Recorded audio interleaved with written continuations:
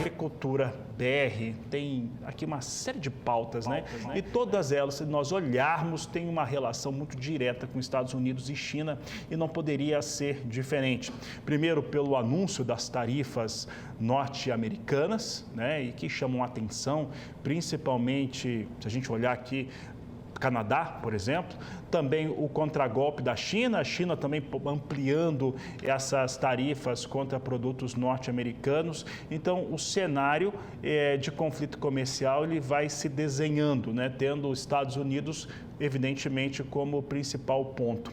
E isso faz com que nós tenhamos uma mudança no comportamento da comercialização de grãos pelo mundo, tanto de cereais quanto da oleaginosa. E a gente fala principalmente de soja, que é o principal produto brasileiro. E esses cenários, eles podem trazer ou já trazem algumas mudanças relevantes para Brasil, Argentina, para os nossos amigos do Paraguai, que acompanham também o canal do Boi.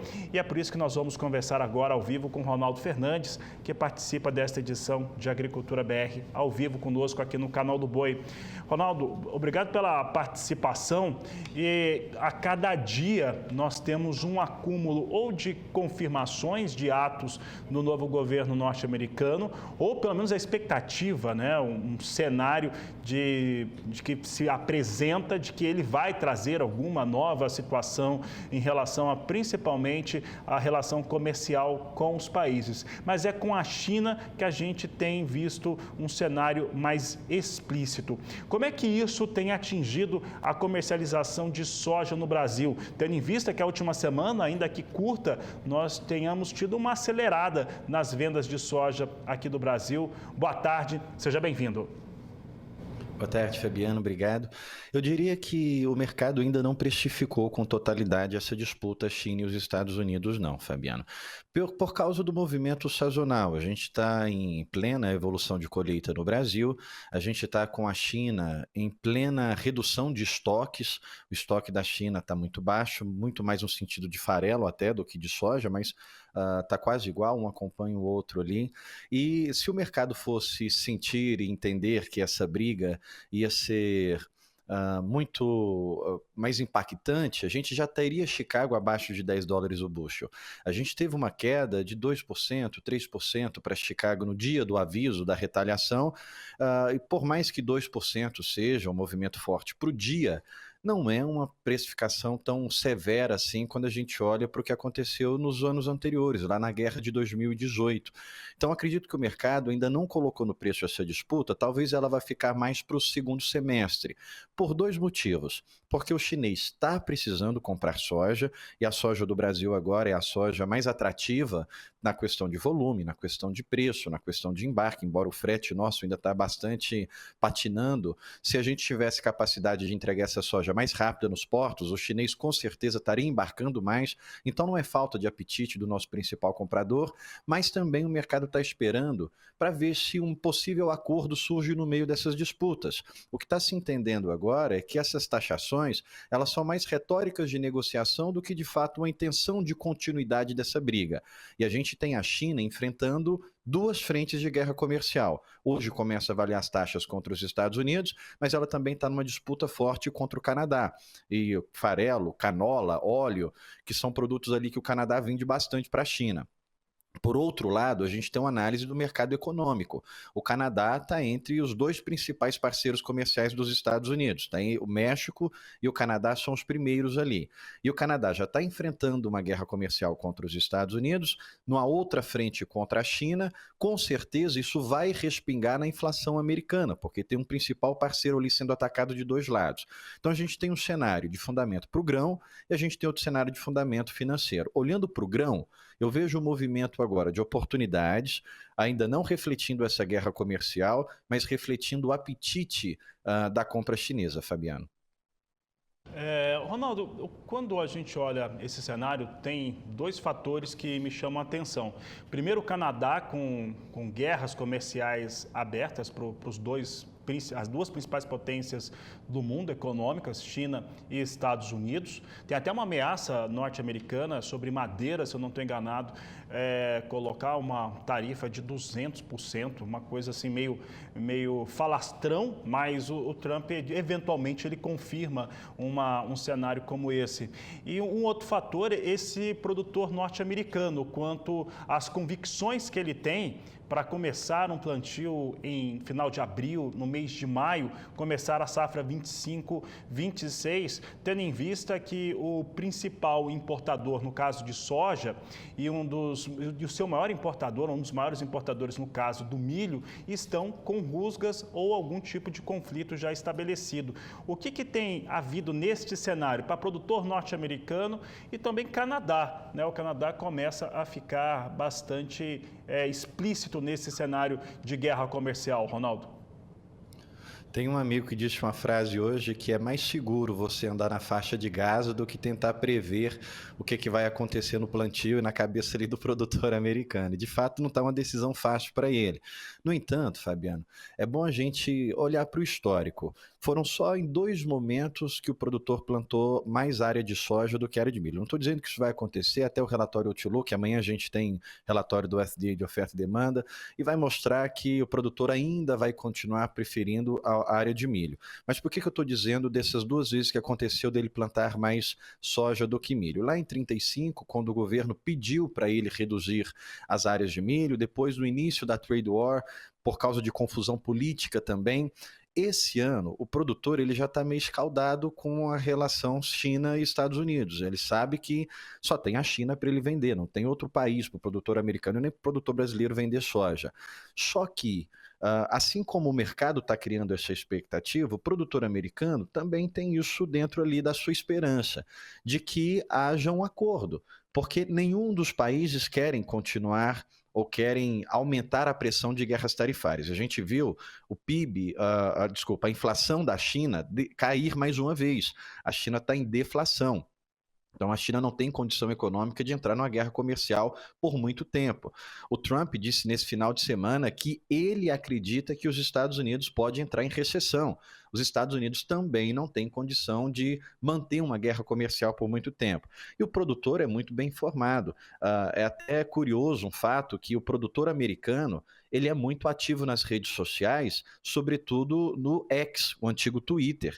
Se você for entrar no Twitter ou no X e procurar produtores americanos, você vai ver que ele tem uma frequência de postagens no sentido de informação. Então, é um produtor muito bem informado e muito bem antenado. Se o mercado tem essa expectativa de que pode haver um acordo, o produtor também está acompanhando essas informações.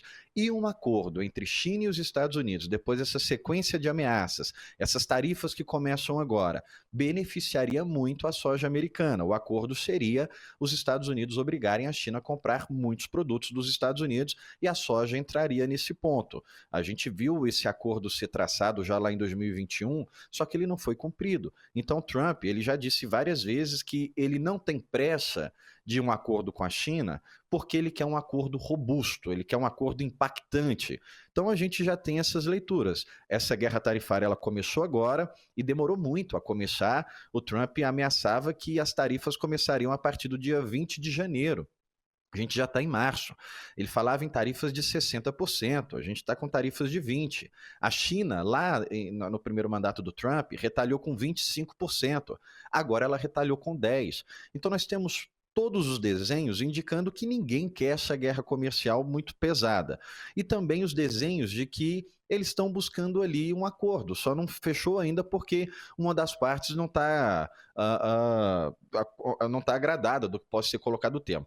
Um outro ponto, Fabiane, aí é especulativo, é só para deixar essa informação para a audiência, é que a gente tem o conflito China e Taiwan, e os Estados Unidos se colocam como um grande responsável para evitar esse conflito. Talvez seja isso que o acordo ainda não saiu. Pode ter alguma cláusula ali, algum combinado sobre China e Taiwan, e a China pode não estar concordando com esse ponto, que é mais uma questão geopolítica. Mas o fato é que todo mundo espera esse acordo. E se esse acordo sair, a gente vai ver o produtor americano sendo beneficiado. Mas eu também não acredito que isso é suficiente para ele aumentar a área de soja. a gente vai ter que esperar, olhando para Chicago, nós vamos ter que esperar pelo menos agora a intenção de plantio que sai em março, e ainda assim não vai estar definido. A situação de Chicago ela só se define em junho, com a área plantada, e aí entra todas as situações climáticas, a gente vai ver se o clima vai ser favorável ou não. O fato é que agora nós temos uma forte demanda chinesa pelo produto brasileiro, a China não vai deixar de comprar soja dos Estados Unidos, com taxa ou sem taxa, ela vai continuar comprando soja americana, e a gente pode se beneficiar desse movimento da atração do Brasil agora no primeiro semestre. Estou dizendo que segundo semestre vai ter preços ruins, não, mas a gente teve 2023 e 2024 mostrando que quem vendeu no primeiro semestre, sobretudo no início do ano, vendeu melhor do que quem arrastou a soja lá para frente, para novembro, julho, Fabiano, aqui no Brasil, né? Tá certo, Ronaldo. Ronaldo, e a equipe da Royal Rural enviou um gráfico aqui para a equipe do Canal do Boi no Agricultura BR. Eu vou pedir até para a equipe colocá-la na tela, que eu gostaria que você interpretasse para nós os dados, como é que isso acaba por impactar o mercado neste momento. Pode colocar aqui para nós. Aqui nós temos um quadro de evolução, Ronaldo. Qual que é a leitura das linhas aqui do gráfico? Esse gráfico eu achei ele extremamente relevante agora, Fabiano. Ele mostra, para dizer o que é essas informações, é o embarque de soja da China. Aliás, mais do que o embarque, é o desembarque de soja da China, são as informações alfandegárias que eles soltam ali todo mês. E a gente vê um movimento claro e repetitivo todos os anos. Os embarques caem severamente ali em março, depois eles começam a subir, atingem o seu pico ali entre agosto e setembro. Qual que é o impacto disso para a soja brasileira? Bom, a China ela diminui o embarque a partir de março porque não tem soja. E aí só a partir de fevereiro, março que o Brasil começa a entregar esse volume para o mercado chinês. Só que agora a gente tem um ponto diferente de todos os anos. Para desembarcar o navio na China, vai demorar muito mais. A gente já tinha um tempo de 50 dias para o navio sair daqui, embarcar, emitir nota, todas as certificações, pegar o trânsito marítimo, chegar lá na China, a gente já falava de 40 a 50 dias. Para desembarcar, lançar tudo isso lá na China, a gente falava de 7 a 10 dias. Agora, com as mudanças de recepção, eles podem demorar até 20 dias para o navio sair do porto, aquela soja chegar nas fábricas para ser esmagado. Então a gente vai ter um período de lançamento, navio que sai do Brasil para desembarcar na China de até 70 dias para essa soja sair do Brasil e chegar dentro das fábricas. Então o que a gente está enxergando agora é nada mais do que esse movimento sazonal que a gente vê repetindo todos os anos. Março, fevereiro, a China está com os estoques extremamente baixos, porque se a gente está vendo aí que são os meses que ela menos recebe produto, a partir daí ela vai ter que colocar a soja para dentro. Então esse movimento que a gente está vendo agora de um pouco de sustentação nos preços, a gente viu alta, mas eu não posso nem falar que é uma alta forte, porque nós começamos o ano com preço de 140 nos portos e agora a gente está falando em torno de 132 a 135, os preços só não caíram mais e estão tentando subir por causa desse movimento, porque a China está precisando de soja, a China está com estoque baixo de farelo e ela vai precisar embarcar isso o mais rápido possível. E isso vai ajudar os nossos preços sendo sustentados agora, os nossos prêmios sendo sustentados agora. De março em diante, que ela vai colocando essa soja para dentro do mercado, que ela também vai comprar no mercado americano, eu acho muito difícil a gente manter a sustentação dos preços. Então, eu diria que a gente está num momento de oportunidade e a gente ainda não está com preço de guerra comercial.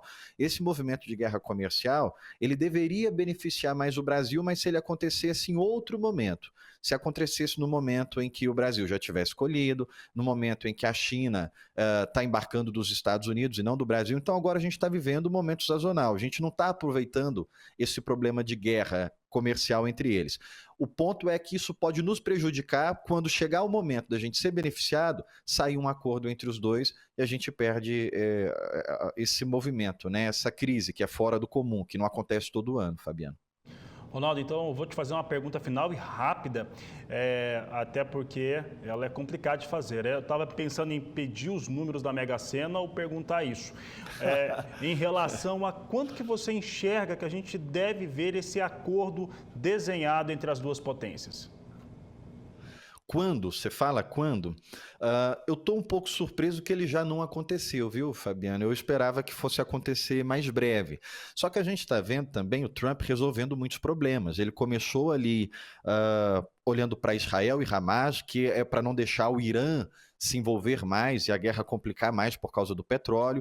Agora ele está tentando resolver Rússia e Ucrânia. Então a gente está vendo prioridades do governo Trump e o acordo comercial com a China ainda não está nesse pico de prioridade. Está entre ali os principais atos, mas não é o primeiro. Então eu acredito que à medida que o Trump for tendo tempo para poder olhando algumas coisas, esse assunto ele logo vai se desenrolar. Por outro lado, a gente tem o próprio Xi Jinping. A China também tem interesse no acordo. Então eu acredito que a gente não vai ficar com esse movimento por muitos meses, como nós vimos em 2018, não. Talvez nas próximas semanas, cada final de semana a gente já pode ficar ligado que vai ter uma novidade a respeito desse assunto. Talvez nas próximas semanas a gente já veja um acordo. É o meu palpite. Agora não dá para prever, né? Porque a gente está falando de pessoas que são quase imprevisíveis ali nas suas ações. Então a gente vai ter que ficar olhando para a guerra Rússia e Ucrânia. Se tiver algum movimento ali de resolução, a gente já pode apostar que a próxima solução seria China e Estados Unidos. Mas até lá é ficar acompanhando os noticiários, Fabiano.